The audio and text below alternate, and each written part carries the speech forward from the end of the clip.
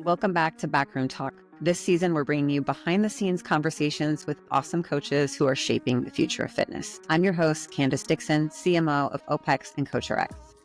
In this episode, I sit down with Brandon Gallagher, an incredible coach who's made his mark training some of UFC's elite fighters. Brandon opens up about the key moments that have shaped his career, breaks down the real difference between training elite athletes and the general population, and digs into some of those foundational lifestyle guidelines that actually move the needle for his clients. What I love about this conversation is how Brandon shares his proactive approach to professional development and the genuine pride that he takes in wearing the badge of a professional coach. Whether you're a career coach or thinking about coaching as your next move, this episode is packed with insights that you can put into action right away. Okay, let's jump into my chat with Brandon. Thank you so much for doing this with me. I'm excited. You're the first coach that we're actually having on what we're calling Backroom Talk Coach Spotlight. Backroom Talk is a previous podcast that our CEO, Carl Hardwick, used to do with another couple of our coaches, and it sort of went away. And I'm like, let's bring it back this year and just make it all about the coaches in our network and like spotlight the cool things that they're doing and hopefully be able to share stories and inspiration for coaches to get the insider tips on how do you become a successful coach. Let's just do a quick introduction of yourself and kind of where you're at with like your current practice, and then we can kind of go backwards. Cool. So I am a strength conditioning coach full-time for a UFC welterweight, Ian Machado Gary. I travel with him around the world, get him ready for fights, make sure he's prepared physically to kick some ass. And so that's my full-time thing right now, as well as my online coaching with my company BG Perform, and as well as going through like some clients as I go to different places, but for the most part it's Ian and the online training. Amazing. Did you always know you wanted to specialize in MMA or combat sport in general, or did that just kind of happen? No, it just kind of happened, honestly. It was one of these things where I started out with a very general population, a lot of older women, people who just never stepped foot into the gym. And then as the years went on, life took me in a couple different places, and I ended up kind of falling in love with training in martial arts myself. And once I started really like falling in love with that process of martial arts, that's when things kind of like took a turn, and I started training a lot of fighters and kind of stepping into that role as like a strength conditioning coach. Because, to me, I kind of didn't really understand what the difference between strength conditioning and like personal training was. And it just kind of popped up. So it wasn't something I planned at all. And it was really not like the last thing on my mind was fighting. So wow. There's a lot of other sports I had in mind. What vertical of MMA did you start training in personally and happen to gain passion for? I started in jiu-jitsu. That was one of the first ones I started in. So when I owned my gym in New York, I used to own a gym in New York, which we can get into, but I met someone who owned a jiu-jitsu gym, and I ended up going to his gym to kind of start out and just start training. And it was one of those things where, he invited me into the gym to try it because he was a part of our gym at the time. And I just fell in love with like jiu-jitsu. And it was probably the first thing, that I really started to kind of find my way into what I currently know as like MMA. I did boxing for, a big part of my younger life and was always into boxing and always into that kind of thing. And then I, like I said, got into the grappling, into jiu-jitsu and whatnot. And that transitioned into me exploring that side of things more. So like Muay Thai, kickboxing, MMA training. And then when I moved from New York to Nashville for a little bit, that's when I really went headfirst into training, because I had a really nice gym down in Nashville called Nashville MMA. And there was a lot of different options there and a lot of great coaches. And that was one of the places I really like took a deep dive into all of it at once for the first time. And from that point on was when I kind of clicked. I was like, wow, I really like this stuff. Like, this is really cool. I want to learn more about the training side of it, because I was still working as a coach, and I kind of made a little bit of like a shift in the way that I put out content and talked about things. So that was kind of where everything, started. It was jiu-jitsu. Well, really it was boxing, which led into jiu-jitsu and then led into the MMA training. Crazy. So do you miss owning a gym at all? Or because I'm assuming you've sold the gyms now and you're out of that side of the business because you're just focused on coaching the athletes. I mean, there's a lot of that I miss about the gym. I miss like having the keys to the place. I miss having like, a place that I could always go to. I miss having the layout the way I like it, the equipment that I want, all that stuff. But there was a lot about owning a gym, especially that early in my life, that I don't miss, which was the responsibilities of owning a gym, the kind of the I want to say the heaviness, but everything's on you in that setting. And as well as that, there's like, you're there, you can't go. And as I was just saying a little bit about before, like, I'm traveling a lot now, I'm experiencing a lot of different things. And when I had that gym in person, it was one of those things where, I couldn't go. I was working 80-hour weeks trying to start the place. And then we moved a couple times in regards to like upgrading the facility we were in. But it just kind of got to a point where I think at the age and where I was at in life, it felt more of a burden than it was like something helping me. I think in the future, I definitely will own a gym again, like own a facility. But at this point, with everything that I've done, I don't, there's pieces that I missed, but right now I'm glad I don't have a actual like in location place. Yeah. So what does it look like now for you day to day? You're mostly remote, you're traveling a lot. You're primarily focused on one major athlete who's crushing it in the sport. Yeah. And obviously have some tangential things that you're doing on the sides, but what does the day to day look like for you now? Yeah. I mean, for me, like the day to day really depends. I keep my own, there's one thing I always do, and it's keep my like training and like my morning stuff, because with Ian, things can get a little bit, he changes a lot. Just to give you an example, before his last fight, we were about 2 days out before we were supposed to be heading to Brazil, and he changed his mind and we went to Thailand. And so it was literally like we were supposed to leave on Sunday, and on Thursday he changed his mind, and on Monday we left for Thailand. So it's just like those types of things that you have to be ready for with Ian. So you have to, like, because he's always looking to kind of level up and stay at like the front of the game, and he's always trying to be ahead of everybody and get those pieces and get what he needs for training. We could end up anywhere. There's a couple of times we've gone, like, there was a stretch for me and him. He was trying to work with a jiu-jitsu coach. And it was one of those things where he knew somebody was in Spain, and we had to be in Iceland by like the next Tuesday. So we left on Thursday, spent 2 days in Spain, came back to England, and then went to Iceland. And like it was nuts. But it's those types of things where, for me, my day to day can change so much. So like in my mornings, I try to keep that like very centered and focused around like what I need and what I want.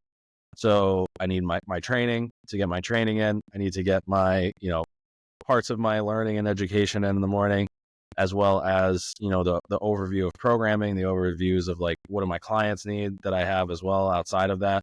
Because having the online business is nice because, when things change throughout the day, I still have like my phone, I still have my computer, so I can still check in on people. I can still change anything that needs to be done. I can still update programming and whatnot.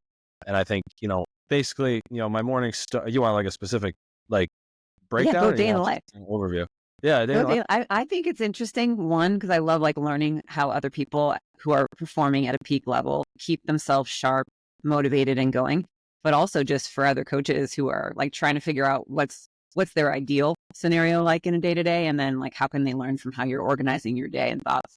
Yeah. So it's fun. This is another thing about Ian. So when I first started working with Ian, this was like, I've been working with him for 3.5 years, and I met him in Florida. And when I started working with him and I was in Florida, I had clients at like 6 a.m. Like, it was regular for me. So I was waking up at 4 a.m.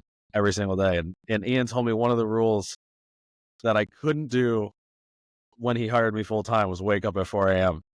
He's like, I will hire you, but if you wake up at 4 a.m., I will send you back from Florida. And I was like, all right. So like, now I wake up at 6, so it's a little bit later, right? I usually wake up at 6 every single day, no matter what day it is. And just because, like I said, I want to keep that schedule for myself. Obviously during the holidays, sometimes I wake up a little bit later, but 6 across the board. I try to get a workout in as soon as possible within an hour of waking up. Some type of lifting, running, biking, swimming, because I'm training for a triathlon right now. And then from there, when I get back, that's when I usually start like the work day. I just find myself when I don't work out first, it's always on my mind, and it's kind of like, all right, I want to go work out. Like I have like this energy built up right in the morning. So for me, it's like, I got to go get it out of the way. I got to go get my training in. Then I come back. Then it's one of those things where I hop on, whether it's reading or I hop on CoachRx and just kind of check everything for the clients and make sure that, if there's anything they need, nutrition, any of the check-in stuff, any of the programming updates, that's right when I go from there. And then realistically, when I'm with Ian, the rest of the day is towards Ian. It's just kind of like, all right, if he's at training, because usually I help him a little bit before training, after training type thing with like warm up, cool down. And then we're training ourselves, me and him are training for at least an hour in the day. And then from there, towards the end of the night, around like, say like 2 to 3, he's usually like finished with his day, unless it's like a fight week. I have the rest of the day to just kind of work on some bigger projects, some other things that I either am learning or interested in, or just trying to, I guess, create at this point, just letting my mind go where it needs to go, and give myself an opportunity to work on bigger things that maybe aren't gonna help me like right now in this moment, but years down the line, or, are going to give me opportunities to kind of grow what I'm doing as a coach and just personally. You mentioned that you're training personally for a triathlon while this is all going on. Are you the kind of person who's always picked something very specific or a competition to work towards, a goal to work towards for your own fitness? Or do you have like peaks and valleys of that as well? Yeah, I mean, honestly, I'm not someone who enjoys competition as much, especially, I love training, like, and it's just something I really, really enjoy.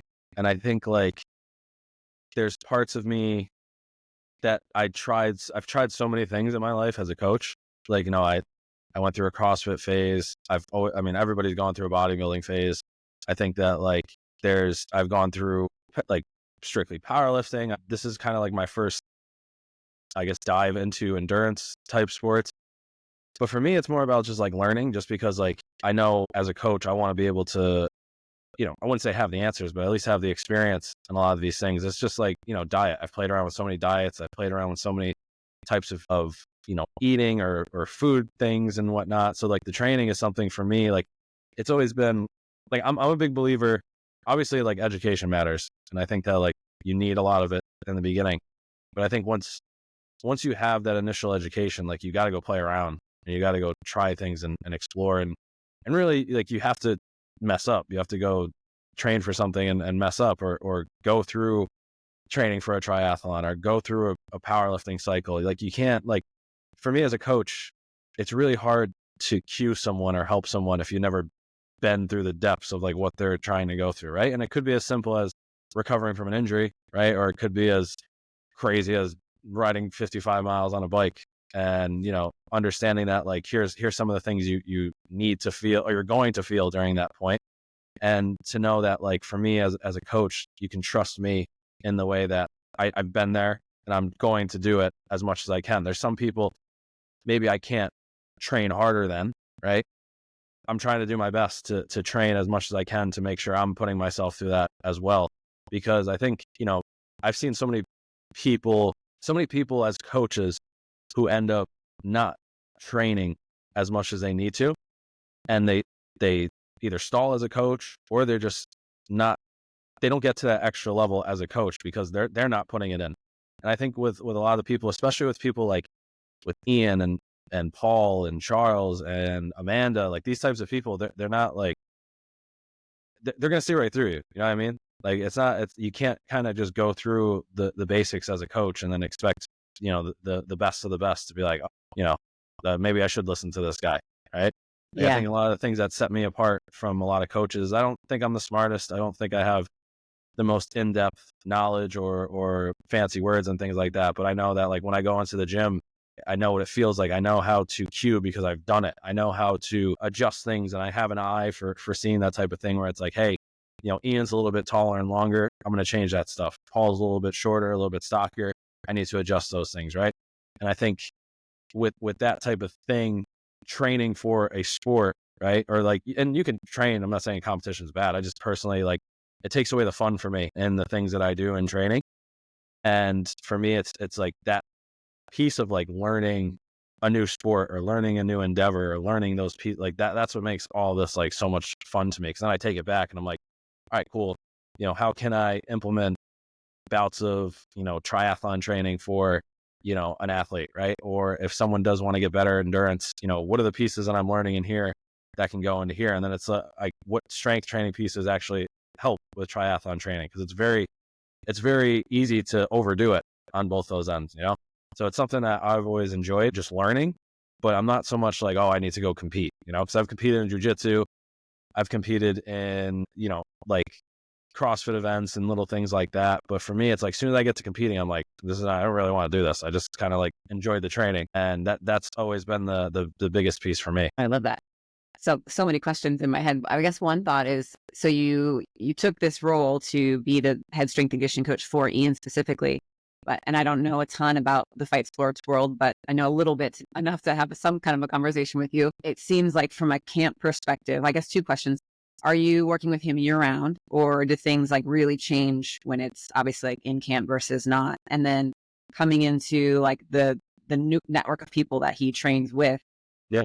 do they sort of adopt you as strength and conditioning coach for the group, or how does that just organically happen over time as you foster relationships? Or I guess, what has that experience been like for you? So yeah, I work with Ian year round. I usually get a little bit of break like now after the fights. After he has a fight, I'll usually come home for like a month or so, just kind of regroup, get everything in order, see my family, relax, because the camps do get a little bit crazy. And yeah, I mean, usually if he fights 3 or 4, I mean, I've been, like I said, I've been working on him for 3.5 years now, and he's been one of the healthier people in the UFC, and he's fought 9 times in 3 years, which is a lot. That's 3 times a year on average, right? For the last 3.5 years or 3 years, we'll say. And that's while he had a baby, and that's while he had, other things that go on during that period. So year round, I work with him. And then, yeah, I think one of the things that we see is as we travel, as we go to these different places, people see the level of professionalism that Ian treats things with. And he has me there. He has his nutritionist. He has his cameraman. He has his wife. He has his kids. And we all travel as like a family, as like a team.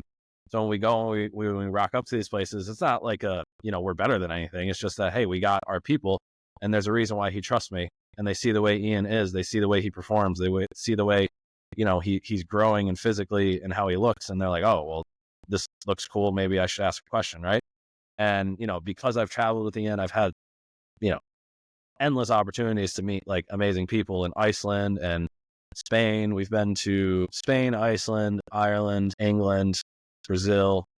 I went to Switzerland and Scotland, and obviously America. And yeah, like we've been a ton of different places in the last 1.5 years that I've been working with him full time.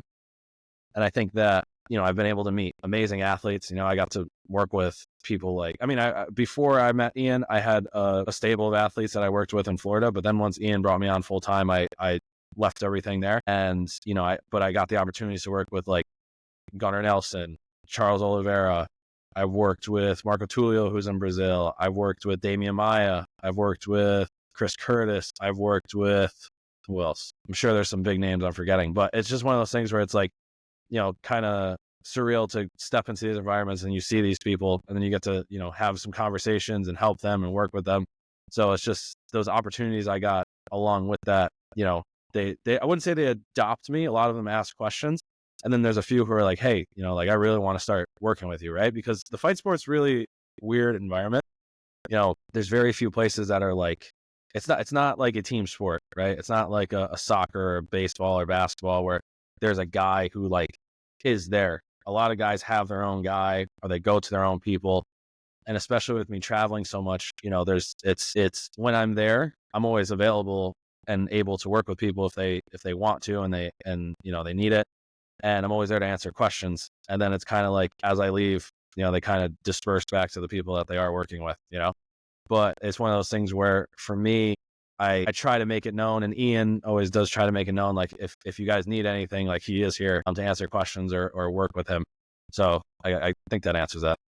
That's cool. Okay. So let's do a little bit of looking back. Yeah. I know you mentioned boxing was sort of like your way into MMA, but was that your first sport in general, or what kind of got you interested in fitness from the very beginning? So I played a bunch of sports when I was younger, and basketball was like my first love, like to sport wise. But to get me into fitness, I was from an Italian family. When I was bored, I would eat. When I was sad, I would eat. When I was happy, we would eat. It was just one of those, yeah. And, my family's from Italy, didn't have a lot when they were growing up. So they came over here, they were successful with the things that they tried. And it was one of the things where like they had a stable house, stable food. And it was like eating was just our thing. You know what I mean? And I was overweight, like super overweight as a kid, basically until about high school. And one of the like biggest things, so I was playing basketball all the way out throughout my younger years. I was playing up until varsity year or my senior year of high school, which I played. But the main like driving point behind me getting into fitness was actually my senior year. I made varsity the year before, and that next winter we did the tryouts and everything, and I probably had like my worst tryout I've ever had in basketball. And I didn't take care of myself. I wasn't training at all. I barely touched the basketball the entire like summer before that. And we got up to the tryouts, had my worst tryout, and the coach pulled me aside and he was like, listen, he was like, I like you. He's like, you're a great person. I'm going to have you on the team because of your energy, but like, you're not going to play. He's like, that was not a great performance. He's like, you made the team last year. So I think having your face there and having you as an energy is going to be great. But he's like, I can't have you expecting to play. He's like, so if you want to play, that's probably going to be your role. And he was like, but I won't be mad if you don't stay. And like after that was like such a slap in the face to me, like not against him. That was like, I was like to myself, I was like, what are you doing? Like you didn't do anything to help yourself. You didn't take care of yourself. You've never taken care of yourself. And it was kind of like the pressure of all this stuff like mounting on top of me. And I just sat in the other room outside the gym and just like cried for an hour.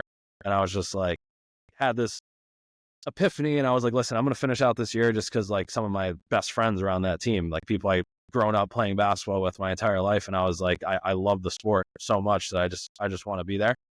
But I was like, I need to fucking change something. Like I can't be feeling this way or looking this way or, having this idea of myself in my head keep going on. So over the next 4 or 5 months, I finished out high school and I graduated. And then there was the whole thing of like all my friends were going to these schools and going away. And I had no idea what I wanted to do. So I ended up kind of deciding I was going to stay home and go into a community college. And from that moment on, I believe it was August 25th. I always mix up the date, but I think it was August 25th. Like I made a commitment to myself and I was like, I'm going to like change the way I do this stuff. Like I'm not going to treat myself like this anymore.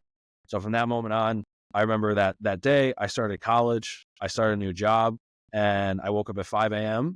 and I started going to the gym and I didn't turn back, like literally since that day. And then those 6 months following that, I lost 70 pounds. And from there, I literally was like, kind of fell into like, I think I'm going to do this for the rest of my life.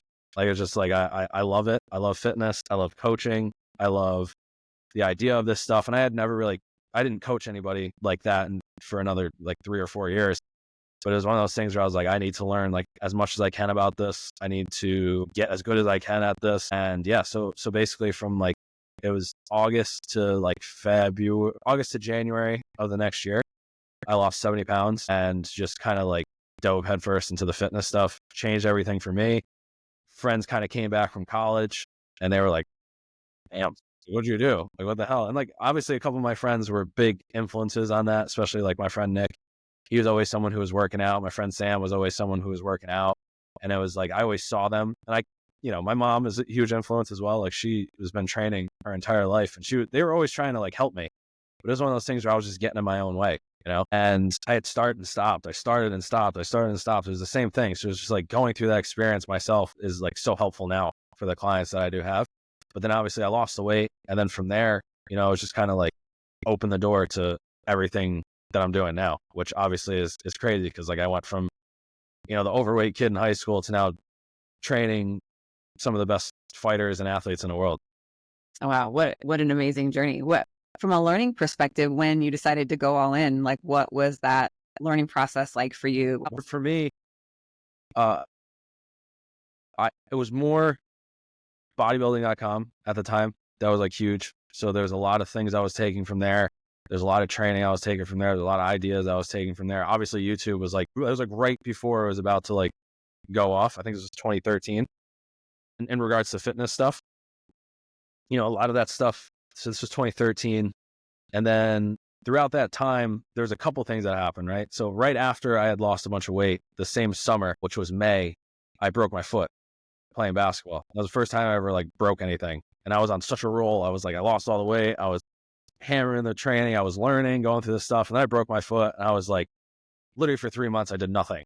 And I was just kind of like upset at myself. And like, I'm not that I could have controlled it, but like, it's just, I was upset. I was bummed out. I was sitting on the couch playing FIFA, just doing whatever for like months and months. And then at the end of the 3 months, I had to obviously like get back to normal. And that was kind of where a lot of my beginning passions lied in like the rehab and the, I guess, getting back into the gym after like you stop for a little bit type thing. But the education continued to be like through myself in training. And then I broke my foot, and that was another big piece of it. And then the next 2 years from there, I finished my degree at UAlbany in human biology. So that was like my 4-year degree that I got, my bachelor's. And then right after college, I opened the gym. So I was 22, and I had met, well, actually, I'm skipping one piece too. So during that time, I was training at a CrossFit gym in Albany called Black Sheep Athletics. And I had met the guy, Dean, who owned the gym through a friend of a friend. And he basically was like, you need to come to my gym. You guys need to come to my gym. Come check out my gym. Come check out my gym. And me and my friend were like, all right, we'll come. Like, we'll come check it out. And when we went that day, we didn't leave. Like after that, it was one of those things where that was the first time we tried CrossFit. That was the first time we dipped our toes in the CrossFit. And he was the one, Dean Lieber was his name. He was the one who like showed me that coaching could be like a career. And like, it was something that like, maybe it wasn't like the most lucrative job, but like, he was like, if you love it, like you can do it. And here's how you can do it. And he started to teach me a little bit about programming, teach me the way about periodization, teaching me about scaling and progressing. And he was actually the internship that I finished my senior year before I got my bachelor's. He was the internship that I completed at the gym to like finish that. And he was the one who really, like I said, kind of took me under and was, and he had a unique way of doing it, but he was the one who brought me under his wing and was like, hey, listen, here's how to be a coach. Here's how to be a professional coach. Here's how to this, that, and the third. And he was the one who actually introduced me to OPEX because he was a CCP himself. This is something that I did. This is something that, I kind of learned a lot of stuff from. And when he showed me that, I was like, boom. And like, I just been like, from that point on, I was like into OPEX the entire way. While I was at that gym, I had met my business partner. He was a coach at the gym, and he came to me, and this was like, again, perfect timing. It was like April, and I was about to graduate. I was like, I have no fucking clue what I'm going to do again. Am I going to go to, sorry, I'm swearing, but sorry. I have no clue what I'm going to do. I was thinking about going to PT school, but school really wasn't my like best thing for me, especially in college. I just kind of got to the point where I was like, I just want to like train, and I got through college, but I didn't have like the best grades that I would have gotten into any like really good PT schools. And as I was trying to decide, he came to me on like a day in April. He's like, listen, I think I'm going to open my own gym. And like, I've been watching you, I've been hearing you talk, and I think I want to do it with you if you want to. And he was like, I see a lot of potential in you. I see, you being a really good coach. And I think that you'd be a great like fit with me to do this. And at this point, he had been in the industry for like 10 years and I still had yet to coach a single client. So I was like, damn, am I actually going to do this? I kind of sat down, I talked with a couple people, and I was like, all right, I guess I'm going to do it. Like, let's do it. So then, we started our first gym with like 10 grand. I think it was like 5 and 5. And we got all the equipment, we got the place, we got the space, we got the flooring, and we just kind of went with it. And then from that point, obviously, like I was saying, like hadn't really trained anybody yet. And he had like a full list of clients, and we were starting the group thing. And I was like, I need to like level up here. So that's when I took the dive into OPEX, the CCP. And I was like, I went in, I had the initial conversation with, I think it Megan, probably. What was that? Megan, maybe Megan. Actually, yeah, it was Megan. Yeah.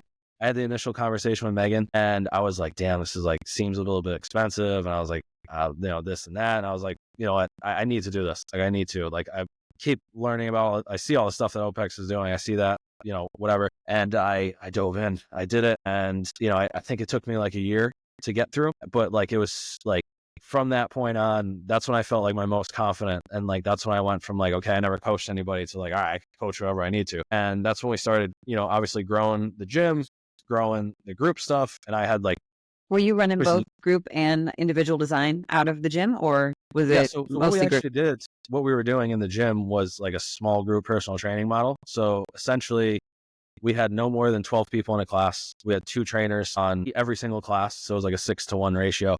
And we were writing all the strength programs individually.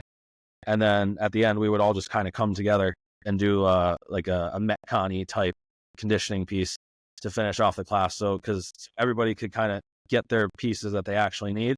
And then we'd all come together for the stuff that sucks and, is kind of difficult, and have everybody do it as like a team. And that worked out really well. And we were able to, give people individualization, which is, where some of the first pieces I learned were from OPEX and the method and whatnot. And and then from there, I just kind of, kept diving into OPEX and following that stuff. And that was one, probably the biggest, I guess, what would I say? Biggest certification that basically helped me, because it just gave me so much confidence after I got through it. And I still had you done like a traditional sort of CPT just because you thought this was what you're supposed to know?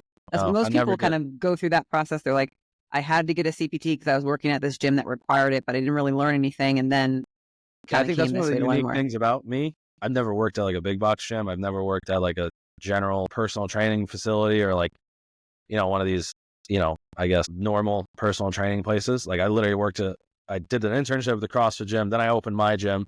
And then from that point forward, I never worked for like a gym like that. It was always either on my own or, which I'll get to in a bit, like, the athletic stuff. But yeah, I mean, I basically had so many opportunities to like learn and experiment and play around with things from that I was learning with OPEX. And it really it was one of those things where obviously there was a lot of information that I knew, but then there was a lot of information that was just so basic that like helped me so much, whether it was like the lifestyle stuff or the nutrition aspects or I think like the professional coach thing is something I carry to this day and like kind of has become really like a passion of mine. Like it's literally like one of my purposes and what I do as a coach is like, I want people to look at trainers the way that they look at doctors and lawyers. And I think that there's a lot of people who will go to a trainer and be like, it's kind of expensive, and I'm like, you don't go to a doctor and hassle. You're not going to go to a doctor or a lawyer and be like, oh, well, like, can you give me a first session free?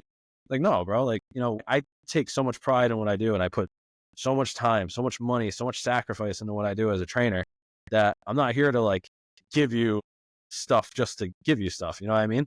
Like for me, being a professional coach means there's pieces of it that need to happen. And I think a lot of coaches, right, or trainers, we'll call them, they miss that professional piece. And like OPEX was the first place that I looked that like actually gave you like professional piece, where I was like, hey, here's what it looks like to be a professional coach. Here's what it sounds like. Here's what some of these things, start at. And I was like, well, these are a huge piece of coaching. Like I should start there.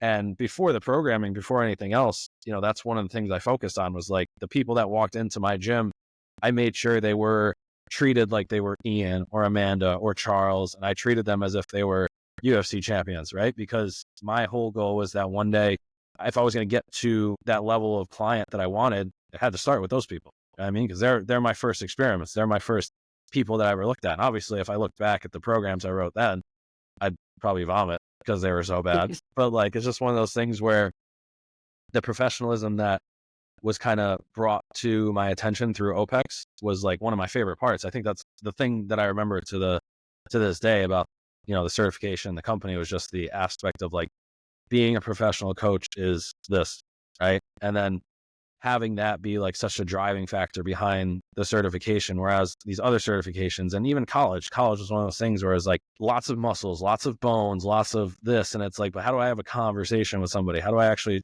teach someone how to work out? How do I wake up in the morning and feel excited about what I'm doing, right? That means I'm waking up excited because I'm taking care of myself. I'm charging the right amount. I'm scheduling myself properly. I'm having systems in place that aren't seeping into my regular life that I can enjoy. And when I first had my gym, I was struggling with it. You know what I mean? Like I had the gym for 3 years and it was seeping into my regular life. It was taking away from me. I wasn't scheduling things. I wasn't utilizing the tools that I, had or hadn't learned yet, obviously, but like I just didn't have it, and I didn't start the OPEX thing until about 1.5 years into the gym. And that's when I kind of felt myself take like that huge next step.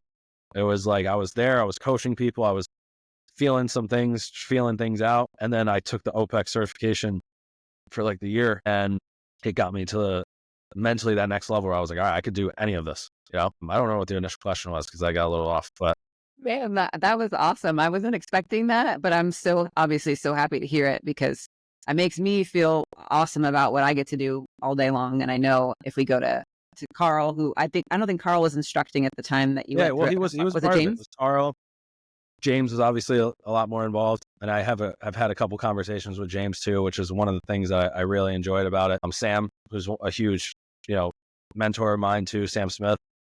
But yeah, I mean, like for me, it was one of those things that, like I said, those dudes were like my people that I look to in regards to like fitness, especially James. James is always one who, like, when you hear him talk about fitness, it's not making it too simple, but it's just like, hey, listen, like if you do this stuff consistently, you're going to be fit, And that was one of the things where I heard that, and I started listening to those guys speak about it, that I was just like, yeah, like this really doesn't have to be that complicated, because there's so many people out there, especially in today's fitness, and especially in my field, like I consider myself a personal trainer still, but like in strength conditioning with like athletes, I find that so many people are so off the rails with some of the stuff that they do.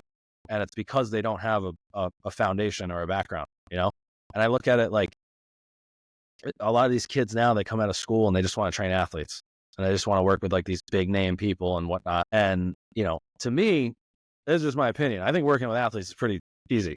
You know what I mean? Because these guys adapt so well.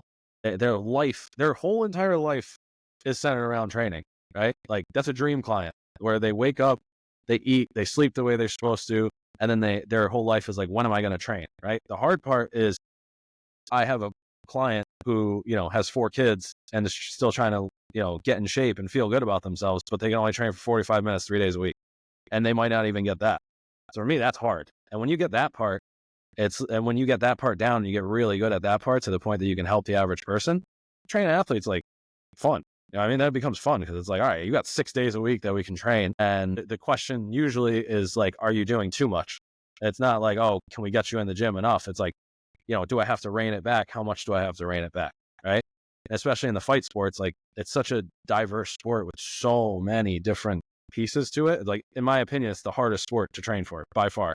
And it's not even close. Like, I think the closest second sport might be maybe like track and field type stuff. But I think like fighting in general is just because it's an endurance sport that has, all these different pieces involved with it, as well as the skill while someone's trying to basically kill you.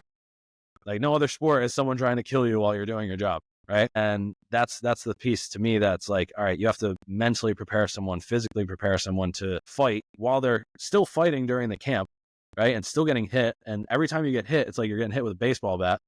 And then you have to monitor their output, monitor their input, monitor their skill levels, monitor their recovery levels, while also making sure they're getting better. And not to mention dropping weight so they can step on a scale and then go fight somebody.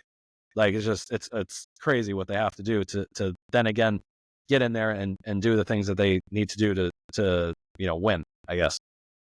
But for me, like I said, I think the average piece is just a lot of these trainers now, they miss out on the professionalism. They miss out on that early stage of learning, like how to treat a normal person. Yeah, absolutely. I know you mentioned some of the lifestyle pieces kind of being foundational for you. And it's crazy because if I look back, the last 25 years of James talking about OPEX BLGs, back in the day, it was like, oh, those OPEX guys over there saying boring stuff, not being sexy, and now it's like, that's all the rage in the industry. It's like everyone's now embracing the fact that, rest matters as much as training, and maybe even swung too far to the other side of the spectrum where like rest has become the sport and they're not challenging themselves enough. But yeah, I guess just talk a little bit about like how BLGs for you personally have played a role, and like when you're programming for clients, just getting those foundational pieces in place for them too. Yeah. Well, I think, like I said, I think the biggest thing for me is just understanding like consistency is always the goal. Right. And I think I luckily never got too far away from that, like from that foundational piece of just be consistent. Obviously, I've dipped my toes into certain things and I've seen certain people and tried different things. But one of the things for me that I've always kind of stayed the course on was obviously keeping things as consistent as possible. If I can do this 80% of the time, then I'm going to get a lot of results, right? And I think that that's always been, and when you think in that way, right, you almost can't go too far outside of it. Because if you keep yourself into that foundation of like, I got to do this 80% of the time, there has to be things that are repeatable, right? There has to be things that are simple, that don't have that high of a learning curve, that don't have, pieces that are going to keep you out of the gym, right? You can't, like, this is another thing. And like, obviously this is a great time to talk about it with the new year rolling around. How many people roll around into the new year and are just like, all right, I haven't trained in years, but I'm going to go train 5 days this week. Right. And it's like, you're asking yourself to fail, right? Because by the third day, you're either going to be too sore or something's going to come up in your schedule. And then that's it. Right. I don't know if this is true. My cousin told me that January 14th is National Quitters Day, like for the trip. But, it's one of those things where it's like the basic guidelines of fitness, right? If you keep those and you learn those, it's very hard to do wrong in fitness, right? And I think a lot of people are so focused on the pieces that they complete in fitness as opposed to just completing fitness, right?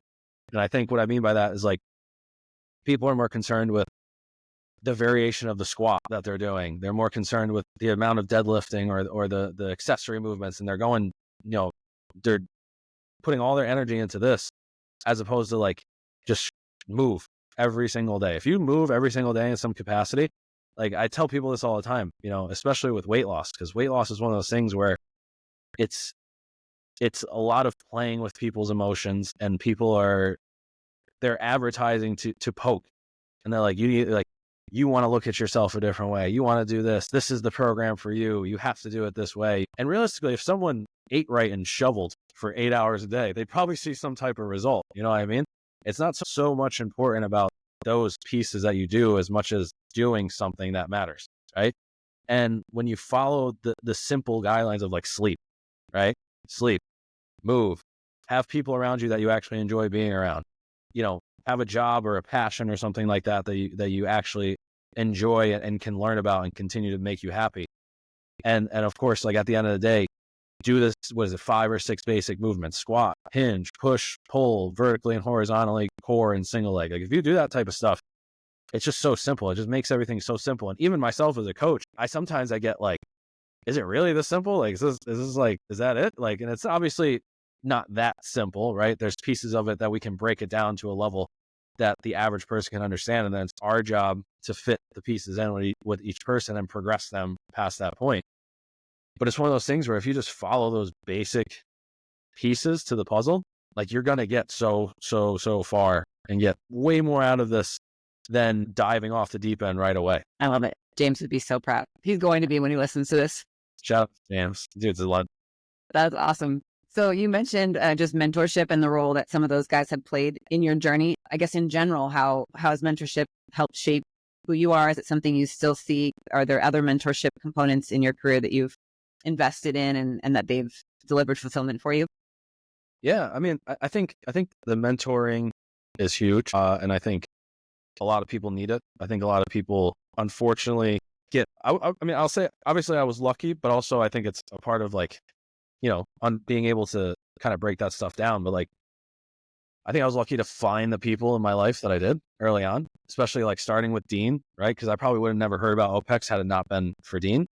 And, then Dean led me into obviously not directly working with James, but like hearing from James, hearing from Sam, learning from a lot of these people, and having those people be the first thing that gets like pushed into my head. You know what I mean? And not having, because like I said, it's so easy to fall into the wrong hands in fitness now because you don't know. Again, I don't know who James is personally. I've never met the guy, but all I know is like everything he said like resonated with me from such an early point that I was like, there's no way this is wrong. Like this makes so much sense. And I implemented it. And after a while I was like, yes, like this makes so much sense.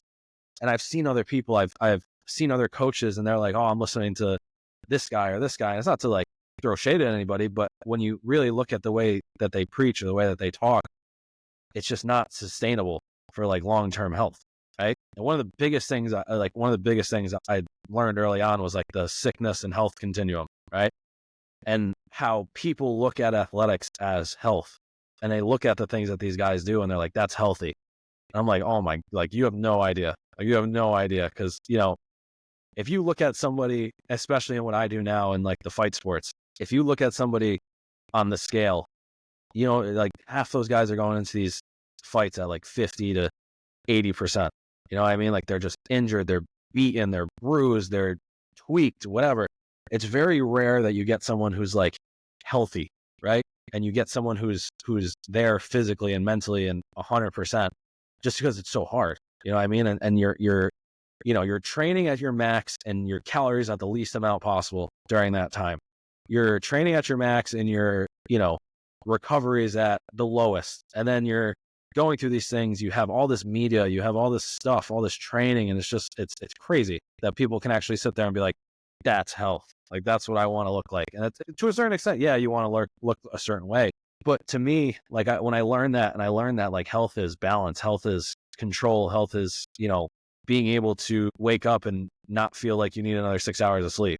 Health is not having, a bang energy every single morning and feeling like you need that to succeed. Health, and this is a battle I've gone through like time and time again, where I'm like, I want to do more. I want to do more. I need to do less. I need to do more and more and more. And then I find myself feeling those pieces of like overtraining, and I see it and I'm like, this is it. Like, and this is where I think, coming back to the earlier conversation, like if you don't do this yourself, it's borderline impossible for you to understand what it actually looks like. You know what I mean? Like if you do not go through that process and you do not train and you do not follow programming, you don't work with a coach or do it yourself, whatever it is, like it's almost impossible for you to ever understand like what those pieces are that actually need to be put in the right places so that you can get the most out of your training. Right. And I think that type of thing, like with mentorship, is where you have to go seek these people. Right. Like if there's someone, and they have the life that you want, or they have the job or the career that you want, you have to go try to talk to them. I think another thing with mentorship that kind of sucks now is the best people aren't always available, right? You get the best people in the world. It's very rare that you get like a James or like a Sam Smith or like the people that are in OPEX who are like available to talk to in their industry, right? Like you can't just get a hold of, say Elon. You can't just get a hold of like a Jeff Bezos like that. Like you can't get a hold of these people that are like the best at what they do, because that's just, and then what you end up getting is people who kind of like bottom feed off of them and try to help get you closer to that point, or say they are. And it's very rare that you get like a James, or like I said, these people who actually have the best intentions and want to help. And I think with a lot of these industries outside of fitness, I think and even fitness too, there's a lot of people who are just interested in money, and they're just like, I can help you. I can help you make $10,000 a month. That's my favorite. That's the what do you call it? Like the tagline everybody uses: make 10K a month online coaching. Oh, and it's like, wait, 6, 7, 8 figures. And you're like, well, which one? Yeah. Scale your business, whatever it is. But, you get these people who kind of get coerced into these pieces because they don't know any better, and you're listening to people. And I think, with mentorship, it's really easy to get sucked into something and not be able to get out, because you're spending money, or like, I spent this money, I'm putting my time and effort into something. Yeah, it needs to work. Right. And I think that people need to have a quicker like fire trigger, right? Like, like if something's not working, get rid of it. Right. And also ask better questions in the beginning. I think that one of the things that people don't do enough is like ask actual questions to the person, because, I could believe anything that a lot of people say. There's a lot of good salesmen out there, but if I start asking questions and I'm not getting the things that I want in return, it's either I'm not asking the questions or they're just not a fit for me. Right.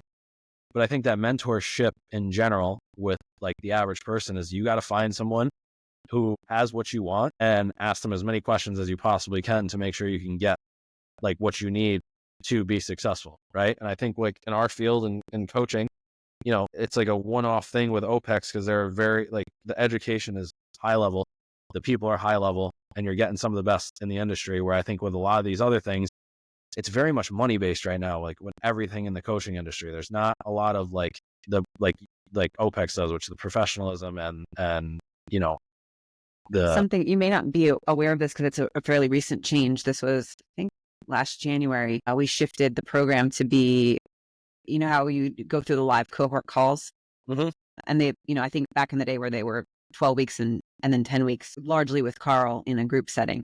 Now it's 1-to-1. So you're assigned and actually one of the gym owners / business mentors, and you do 6 sessions with them one-on-one. So you can really like take a step back and say like, where am I? really cool. What am I learning? How can I apply this to myself? Which we did that on purpose. Like, we're teaching coaches how to do individual design. We should probably individualize the education even more.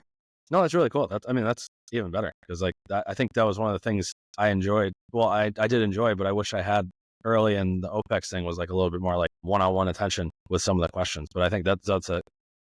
So a lot of these mentorship programs, they're selling you their formula or their roadmap to what's worked for them. And it's like, it doesn't mean it's always going to work for you. And I think true mentorship is actually meeting you where you are at, just like you're doing with your clients, right? Like what do you need to grow? What's the next step for your business to scale?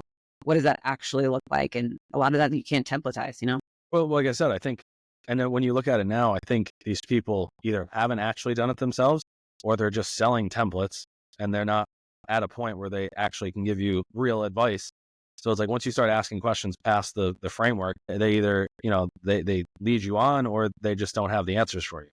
And I think that with a lot of this stuff with the mentorship nowadays, it's so important to make sure you're asking the right questions and pushing the right buttons on these people to make sure that they're someone that you actually want to learn from and, make sure that they're, I guess, valid in the sense, like, are they actually doing what you want to do?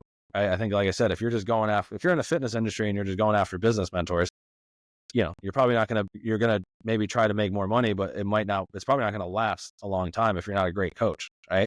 If you want to be a great coach, there's always pieces like, in my mind, there's always ways that you can find to like build your business. But like to actually find a good coach, you actually have to find a good coach. Or to become a good coach, you actually have to find a good coach, if that makes sense. Yeah. Awesome. Did we miss anyone out in your journey of mentorship and who you've worked with and under or things that you've been studying to grow beyond? So obviously with OPEX, I worked with those guys, with you guys. In regards to the fight sports, once I ended up leaving New York and I sold my gym, I moved to Nashville for a little bit. And then from there, I moved to Florida.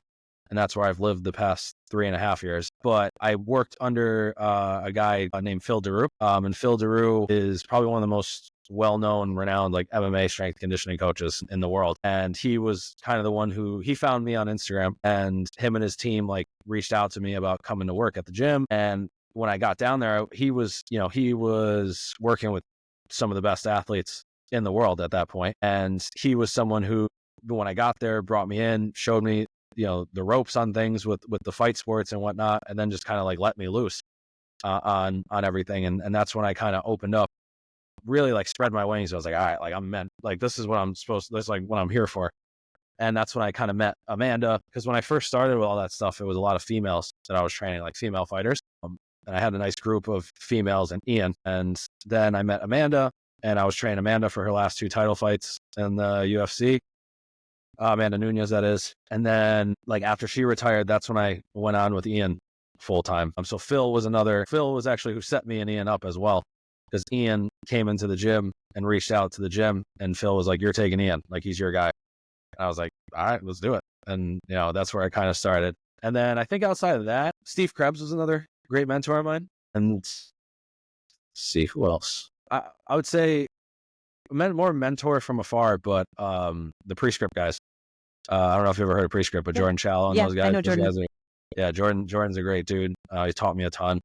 And yeah, like I said, I feel like, maybe it was luck, maybe it was just my decision-making skills, like seeing people, but like I was able to see people that I knew were like, you're going to help me. I paid attention to you long enough. I want to learn more from you. I want to learn more from you. I want to learn more from you. And it's just kind of helped me evolve into, what I feel is a great coach, and like having these opportunities. I think that for me, one of the things that I always told myself was like, if I do everything I need to do for a long time, like when those opportunities come, I'm going to be ready for them. Right. And in Florida, that was where, again, I treated everybody in Thrive, my initial gym in New York, I treated them as if they were champions, right? I took care of them. I asked them how they were doing. I built relationships with them to this day that I still reach out to them. And I still have clients that I worked with. I have clients from Thrive that I've worked with for over 7 years now. But that's online because I'm not in New York, but that type of thing where I've kept them as like, I guess my roster, you could call it. And I knew and I think this is one of the things that set me up for success right away when I got to Florida and working with these athletes was, to me, it was just like, it was just how I always treated them, And when I got some of these bigger named athletes, of course I started small. I didn't just walk in I kind of did walk in and get some bigger athletes, but I started off really small with some of the athletes and I tried some things. And then this one person led to another who recommended another, who ended up recommending 2 or 3 more. And then obviously you build up a big enough base, and then you start to, see the success, and you start to see the other people. And then, then you get to like the big fish, like Amanda. Like Amanda was one of those people who, I don't know if you know much about Amanda, but Amanda's essentially the greatest women's mixed martial artist of all time, right? And she defended the belt, I think 11 times or something like that, 11 or 12 times. Beast, absolute beast. So like the first time Is she there reached out, any truth to the potential rumor of her coming back to fight Kayla? I hope so. I haven't talked to her, but because I know she's been retiring, so I've been seeing some training stuff. I'll reach out to her soon. I think Amanda's one of those people who needs a challenge, and I think that in the division up to that point, like before her fight with Juliana, was one of those things where she just had a terrible camp. And I remember I was going to say, when I first met Amanda, she was just physically not in a great space. And I think it was just because of the gym that she was at before, and they were not taking care of her. They weren't treating her like she needed to be treated. And she decided it was time to leave, and she built her own team. And when she built that team, it gave me an opportunity to work with her. And I remember the first time I walked into her gym and I was like, let's do this thing. I got to do this. I'm going to be perfectly fine. I'm going to be perfectly fine. And then I started training her. I was like, no, this is just like anything else. This is like anything else I've done.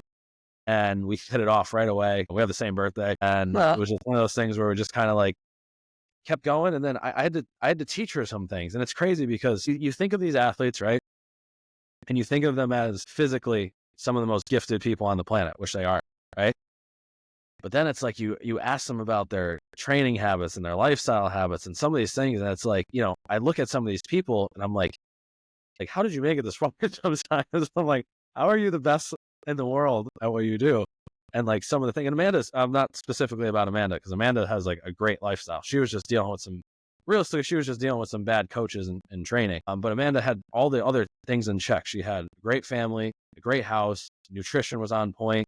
She just physically needed someone who could reel her in a little bit with the training and show her a little bit of a smarter path, right? But with some of these people, I've met some people who are like high level athletes, and they're just like, I'm like, oh my God, like who, like you need, like, just take a step back. Like, let's just focus a little bit more on like the basics. Well, but one of the things is Amanda it fair to say that like strength and conditioning is a newer focus for a lot of fighters? Like the desire to do resistance training of any sort probably wasn't something that most of them have grown up with in their industry. You gotta look at it like this. Fighting is, for example, right? Amanda coming up, she's from Brazil. They have no infrastructure for that stuff in Brazil. It's like fight and you fight and you fight, and then you fight somebody, and then you keep fighting, and you do that until you either break or you become a champion, right? And I think in fighting sports, which is very different from the other sports as well, is there's no academies, there's no foundation, there's no like, hey, join this gym and you get it's just like, hey, you either did jiu-jitsu, you did boxing, or you did kickboxing, and those guys just started to fight each other when the UFC was introduced. And as things started to progress and as things have started to expand, you're starting to see people like Ian, you're starting to see people like Amanda who are leaving, or like, because right now the basic training for MMA is everyone goes to like big gyms, right? So there's a couple big gyms in South Florida. There's Kill Cliff, there's ATT, there's a couple like smaller team gyms like that, quote unquote team gyms. There's a couple in California, Texas, New York, Mexico. Like there's a couple big ones that you'll see. And these places like ATT, you're getting like 200-300 fighters in a gym that are just training together. No one's really teammates. Everyone's just trying to fend for themselves. And then they have like, they're just starting to have a massage therapist and a strength conditioning coach and a head coach and coaches, striking coaches, jiu-jitsu coaches. And like, you're supposed to be able to go to these places and get everything you need to train and become the best version of yourself, right? And I think with a lot of these places, the coaches are overworked.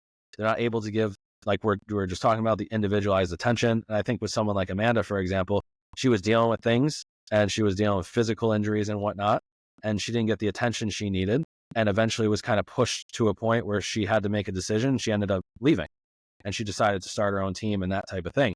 And I think with MMA, there's this lack of foundation that you see in like soccer or baseball or basketball. There's no minor leagues. There's no youth leagues. There's no foundational stuff that helps people invest into these kids, which then allows them to train and grow to the point that they get this big sport, right? And fighters in MMA, the pay is awful.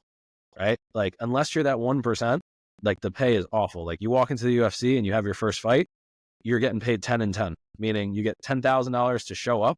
And if you win, you get another 10,000, right? So you're talking about people who have to live in America.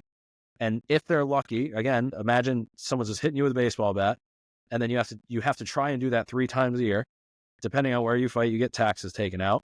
And then on top of that, if you lose, you only get half of that check. And then you have to survive, you have to live, you have to pay your coaches to have good training. It's impossible. You know what I mean? So it's like a lot of these lower level people, it's like you got to stay healthy, or you got to have really good people in your corner who are willing to invest their time into you and say like, hey, I see the potential in you. I think you can do this. Right. And with other sports, you don't get that. Baseball, there's academies. Soccer, if they see a 6-year-old who's good, they're like, you're signing with Barcelona and like, we're going to take care of you until you're of age. And if you're not good enough, whatever. Like they don't have that in MMA. So you're seeing these people who make it there, who have like one coach, and they don't have a team. They don't have people surrounding them like with each aspect, right? And you're just now starting to see that take place, where you're just now starting to see people hire strength conditioning coaches, have nutritionists, have massage therapists, right? And the PI, the UFC PI in Las Vegas, is something that's kind of come about for fighters like that, where it's almost like it's somewhat of an academy. You go in there, you have nutrition, you have kitchens with chefs, you have massage therapists, every recovery technique that you could imagine. You have a full gym, strength conditioning coaches you have access to, recovery tools, education, concussion education, recovery education, training education, metrics, testing. Like you have everything you could possibly need in that place, but it's only in Las Vegas, right? So it's like you have to go to Las Vegas. If you don't live there, you get there on fight week and that's it. But it's one of those things where for fighting, you need more of that to have more of these other lucrative sports, right? And until that happens, and it's starting to happen, you're going to start to see it more and more where these people are making more money and having more of these teams, and that's going to grow overall exponentially, which is going to help the sport grow each and every day. But in my opinion, that's the one thing that obviously sucks with it. I forgot the initial question, sorry. But no, you're good. You covered it. I was talking more about just like strength conditioning not being something that's, been normal for a lot of these athletes. So it hasn't had a chance. Like I think now it's actually starting to have a chance, and you're starting to see it. You're starting to see a lot of these guys be able to fight for a very, very long time. You're starting to see guys fight into their 40s, guys start to fight into, their mid to late 40s. And you're seeing this with the other sports, right? You see it in football. Tom Brady just played until he was 45, right? And your basketball, LeBron's been playing for 21 years at the highest level, being the best player in the NBA. Like, that requires a level of coaching on top of strength conditioning where it keeps the body able to move in that way, right? But again, MMA is just one of those sports where it hasn't had the ability to actually utilize strength conditioning or even training, right? We'll just bare bones call it personal training in a way that, they're able to get the best of the best. It's usually people who just want to help, and fighting is the one sport where you can say you coach professional athletes and you're training a guy who's 1-0 who fought on a professional scene, right? Like you can't do that in NBA, you can't do that in NFL, because there is one professional sport, you know what I mean?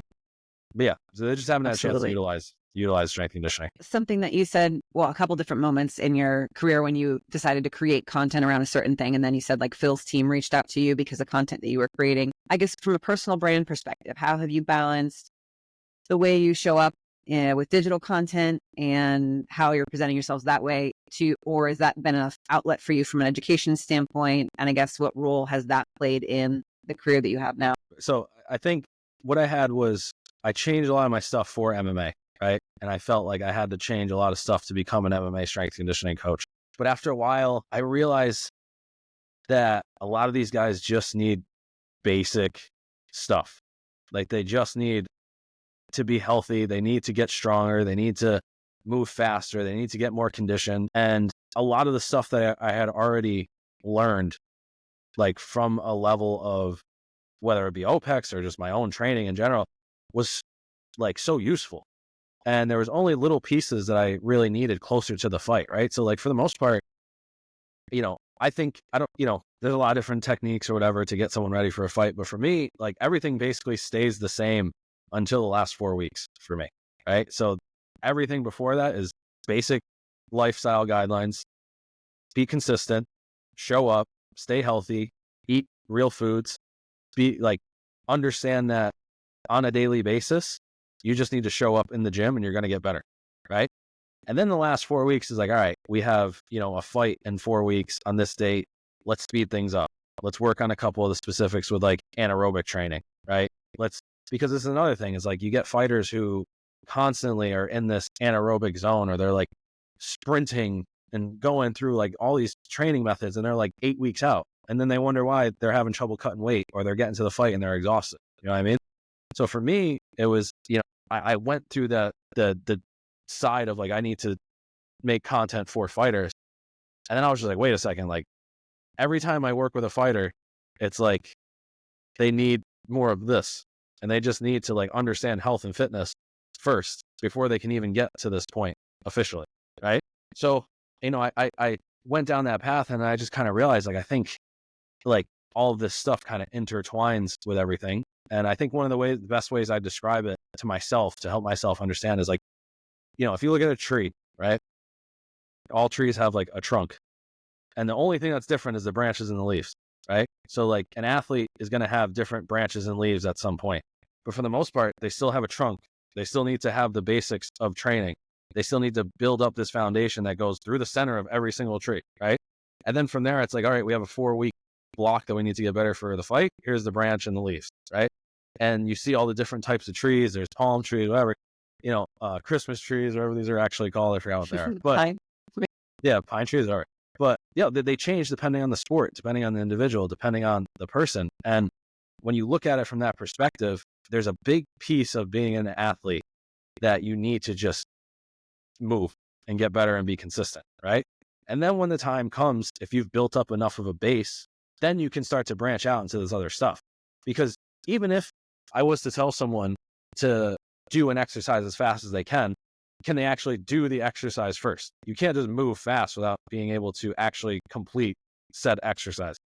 And I think people just do stuff that looks fast and looks cool, and they actually take away. If I was to go tell somebody, you want to get strong, right? And they're doing, say, single leg RDLs with 2 dumbbells, wherever you want to hold them. Like at a certain point, you're going to get skill from that, right? But you're taking away from the overall load that you can lift by taking a leg off the ground and holding dumbbells in a specific spot. And it's like, if you want to work single leg strength, like let's work on something that actually elicits it at a full stimulus, right? And one of the biggest things I've started to come to realize as a coach is that stimulus is like always the most important thing, right? If you want to get strong, then you need to do stuff that gets you strong, right? And you need to adjust movements that actually help you maximize strength, right? What does that look like?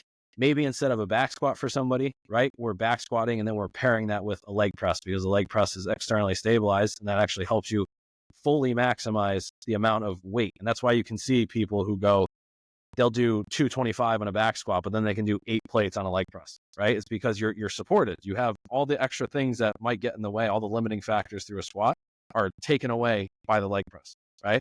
So these are things you have to think about in regards to like actual performance. And then, when you look at this stuff from a bigger view, right, this is what a lot of these athletes need. They don't need more, tiptoe single leg ladder drills. They need to actually like know how to properly move through a range of motion and control it, right, with load, and do that consistently enough. Then you can take that basic skill level and add something onto it. Then you can add accommodated resistance. Then you can add chains. Then you can add speed. Then you can look at the numbers that they're actually moving. Then you can look at, the consistency over time. Like that's the type of stuff you can get to that gets you faster. But I've also realized that a lot of the people I work with have gotten so much better by just taking a step back and actually like learning how to squat, or learning how to move, or learning how to lunge, and doing it in the proper way that they actually fully express the movement, right? Like as I've learned more, I've continuously come back to everything that's like sitting here in the beginning, and only use this stuff like when I feel it's necessary, which is in small doses throughout like a fight camp, right? And one of the things, even through the OPEX certification I learned early on is that people might just be like in the accumulation phase forever.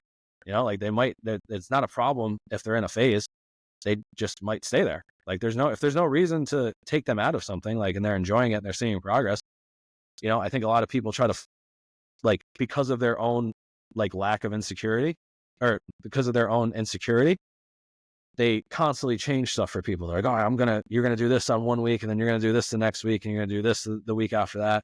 And there's great pieces like, conjugate method is like a great piece for that as well. But it's like, sometimes you just do the basics for a really long time and you're going to get better. And I think a lot of athletes, especially in MMA, like the general qualities that you can improve just by doing consistent daily work, you'd be so surprised at like how much you can actually get done. And that's been like the biggest piece for me in content is like, I was going like everything has to be specific to MMA. And then I just started realizing like these are humans at the end of the day. Like, yes, they fight, but at the end of the day, their hips are still the same as mine. Their shoulders are still the same as mine, maybe a little bit more messed up, but they're still the same at the end of the day. They move the same way. And then when the time comes for the sport, we can adjust and add those pieces in that they really need to perform at their best. Love it. Gosh, so valuable. I'm excited for everyone to be able to listen to this, and just so many insights that you have shared. And I want to be respectful of your time, but I also want to just give you a moment to share anything that you're currently like really excited about it. I know we're going into a new year. You just finished an awesome camp, and I know the outcome wasn't exactly what you guys wanted, but it was a great showing, and I'm sure you're proud of that. But what are you looking most forward to next? Yeah, I think for me, obviously, like, getting back with Ian, getting back to work, because I think that performance, wasn't how we wanted it to end, but it just shows like his level of skill. I mean, there's just small changes, and Ian's still 27. I think a lot of people forget that. Like, he's just so young. And I think that like myself included, like, I'm 29 and I'm still learning every single day. And I think that every time we go into these camps, I learn something. I'm like, all right, like I can do this better. This needs to be improved. I learn about myself more. I learn about Ian more. I learn about everything. I think for me right now, like one of the most exciting things for me is really diving into diving back into some of the basics that I've been really almost going through everything again that I've in the past 5 years, and just reminding myself and diving into that. I have like a big notebook that I'm like rewriting everything in to like consolidate all the information so I have it in one spot. I think outside of that, education wise, like I'm trying to work on a couple things for MMA. I'm trying to work on a couple things in general for getting information out there, just whether it's systems and coaching and whatnot.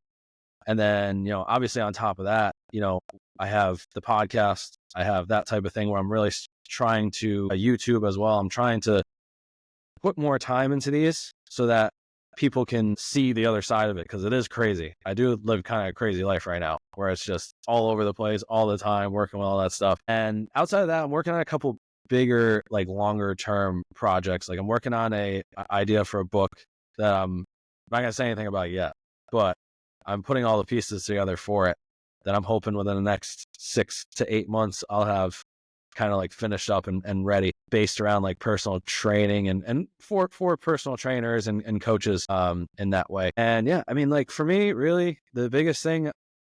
So when I left my gym in 2020, I was 25. Yeah, 25. And I sat myself down as I made the decision. I was making the decision to like leave the gym. And it was a very hard decision. It wasn't easy whatsoever, because I woke up that day after having a couple things. It was during COVID. I was in a little bit of like an argument with my business partner, and I was like, I think I got to leave. Like I got to sell my percentage of it. And it sucked. It was the worst thing worst decision I had to make to that point. But I gave myself like 10 years. I was like, I'm going to give myself 10 years from this point, because I heard a quote from Tony Robbins. It was, people overestimate what they can do in a year and they underestimate what they can do in 10. And when I heard that, I was like, yeah, like I'm too much focused on like a year, and I'm not focused enough on like 10. So I gave myself 10 years.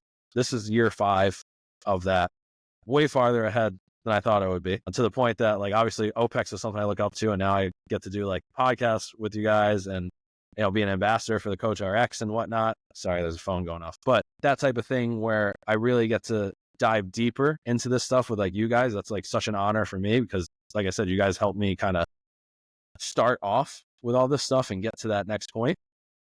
And I think for me, like I said, that this year is just continuing that process, going forward with it, getting better, and, stepping into like the best version of myself as a coach that I can be.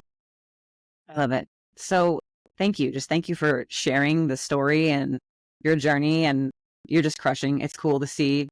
It's cool to see all of the coaches out there doing really cool things, but obviously the things that you're doing stand out right now. And it caught my attention too. And I didn't even totally know all the history that you had with our organization until I really dug in. But this has just been an awesome conversation. I just want to thank you for your time, and thanks for sharing your story. I know it's going to inspire a lot of our coaches.